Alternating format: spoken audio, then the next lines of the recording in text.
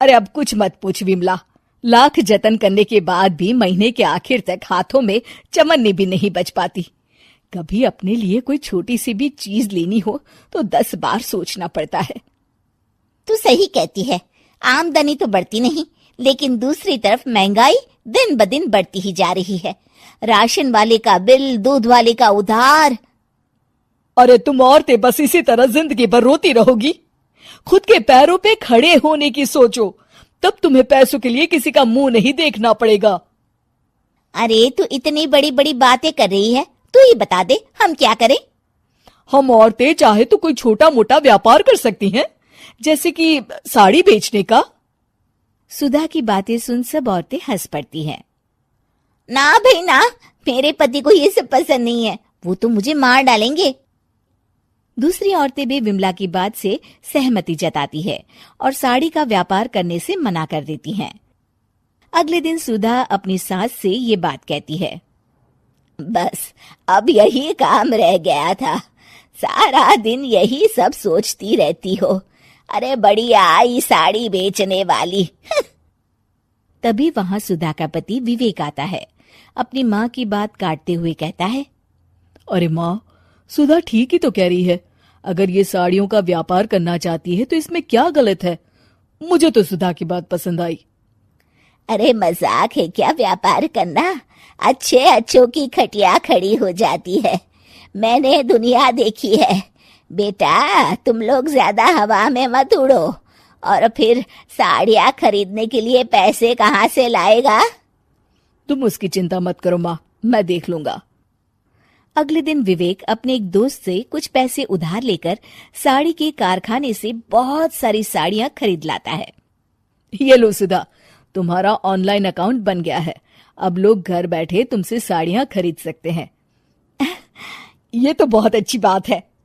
हाँ, और इतना ही नहीं, मैंने इसमें सभी नई डिजाइन की साड़ियों की फोटो भी अपलोड कर दी है। अब बस तुम देखती जाओ। कुछ दिनों के बाद। नमस्ते, मुझे सुधा जी से मिलना है।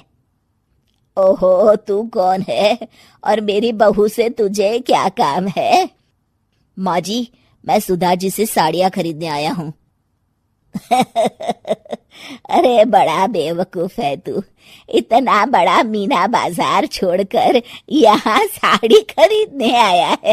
तेरा ऊपर का कोई पेच ढीला है क्या? अरे माँ जी, आप नहीं जानती, आजकल ऑनलाइन का जमाना है, समय और पैसे दोनों की बचत होती है। तभी वहां सुधा आ जाती है। सुधा बिरजू को साड़ियां दिखाती है। क्या बात है सुधा बहन जी, आपके पास तो बहुत ही सुंदर सुंदर साड़ियां हैं। एक काम करिए, ये वाली दे दीजिए और ये वाली भी। छोड़िए, एक काम करिए, ये सभी ही दे दीजिए। सुधा की सास हैरान रह जाती है। अरे इतनी साड़ी का तू करेगा क्या? अरे माँ जी, मेरी बीवी पहनेगी। अरे कितनी बीवियां है तेरी? माँ जी, आप भी ना, बीवी तो एक ही है। पहले तो मैं 2-4 साड़ियां लेने आया था, लेकिन अब पूरी 20 साड़ियां ले जा रहा हूँ। ये लीजिए सुधा बहन जी, आपके पैसे। चलता हूँ। धीरे धीरे सुधा के द्वारा घर में खोली गई छोटी सी दुकान चल पड़ती है और देखते ही देखते सुधा के घर ग्राहकों की लाइन लग जाती है। पैसों की आमदनी देख सुधा की सास की आंखें फटी की फटी रह जाती है। जा बहू, अब तू थोड़ा आराम कर ले, इन लोगों को मैं साड़ियाँ दिखा देती हूँ। माँ जी आप? अरे हाँ हाँ, अब जा भी। इस तरह सुधा की सास भी उसके कारोबार में हाथ बटाने लगती है। देखो सुधा, तुम्हारा व्यापार तो चल पड़ा। पिछले कुछ महीनों में इतनी कमाई हुई है कि तुम्हें यकीन नहीं होगा। सच? हाँ, और तुम्हें पता है माँ, दोस्त से लिया हुआ उधार भी चुकता करके अच्छे खासे पैसों की बचत भी हो गई है। सुधा की सास अपनी बहू और बेटी की कामयाबी पर बड़ा खुश होती है। बहू की तरक्की देख के मैं बहुत खुश हूँ बेटा।